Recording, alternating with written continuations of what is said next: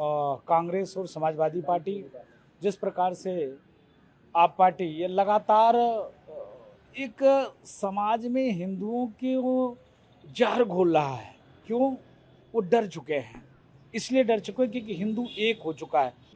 नहीं, हम शुरू से ही कह रहे थे, पहले ही कह रहे थे, जिस प्रकार से कालनेमी षड्यंत्रकारी षड्यंत्रकारी जिनको राम से कोई लेना देना नहीं, राम मंदिर से कोई लेना देना नहीं, राम के चंदे से कोई लेना देना नहीं, उनकी आस्था से कोई लेना देना नहीं, राजनीतिक रोटी सेकना है, वो लोग लगातार ये गायब वो गायब, ऐसा हो गया वैसा हो गया, ये चोरी होगी वो चोरी होगी, जो भी कुछ हुआ है। माननीय मुख्यमंत्री जी ने कहा है दूध का दूध पानी का पानी होगा, धीरज बनाए रखें। SIT की गठित हुई है और लगातार उसकी जांच चल रही है और जांच में कोई भी नहीं बचेगा, चाहे वो 1 रुपया का हो चाहे 1 करोड़ का हो। लेकिन जिस प्रकार से कांग्रेस और समाजवादी पार्टी, जिस प्रकार से आप पार्टी ये लगातार एक समाज में हिंदुओं के वो जहर घोल रहा है। क्यों?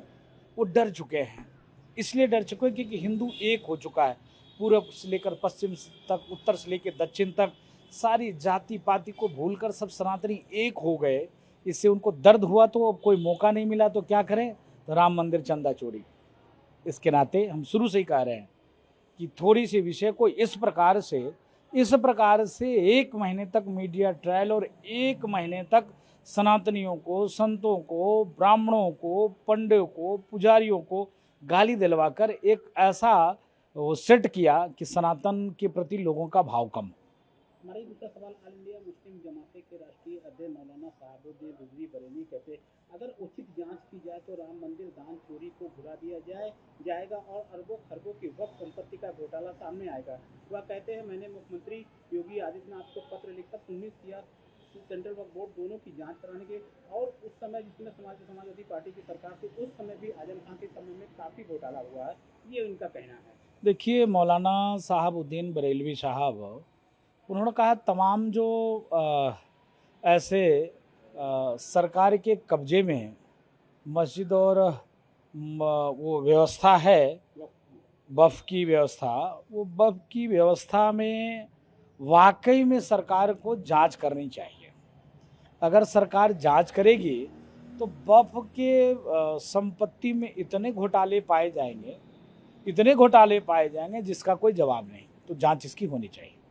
महाराज जी, धार भूतशाला कमाल मौला परिसर विवाद, सुप्रीम कोर्ट ने मंगलवार को मध्य प्रदेश की धार में विवादित भूतशाला मंदिर कमाल मौला मस्जिद प्रसंग यथास्थिति मामले की पिछली स्थिति बहाल रखने से इनकार कर दिया है। आज सुनवाई में उन्होंने साफ जवाब दे दिया है। देखिए, ऐसा है कि धार भूतशाला में हम लड़ाई लड़ रहे हैं और मुझको लगता है कि अब 95% हम जीत चुके हैं, 5% है, वो भी हम जीतेंगे, कोई दिक्कत नहीं है। और मैं फिर निवेदन करता हूँ कि दुनिया में अगर आपको शांति की गारंटी चाहिए तो सनातन को अपनाइए।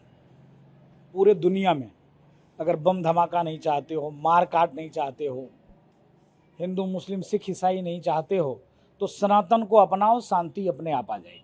महाराज जी, इस तरीके से उन्होंने फिर मुस्लिम पक्ष की तरफ से याचिका दाखिल, उनकी याचिका खारिज हुई है।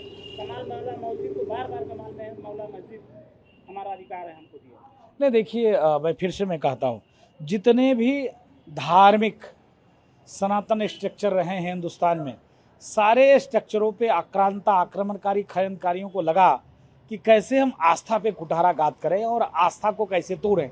इसके नाते सभी जगह इस्लामिक स्ट्रक्चर स्थापित किया गया है, तमाम जगह, एक ही जगह नहीं, धार ही नहीं, गौशाला ही नहीं, काशी विश्वनाथ ही नहीं, दिल्ली ही नहीं, अयोध्या ही नहीं, मथुरा ही नहीं, काशी ही नहीं, तमाम ऐसे जगह जहाँ हिंदुओं की आस्था का प्रतीक चिन्ह है, जहाँ जनसंख्या ज़्यादा एकत्रित होती थी, वहाँ पर ये षड्यंत्रकारी चोरों ने अधिकतर मंदिरों को मस्जिद बनाने का प्रयास किया है।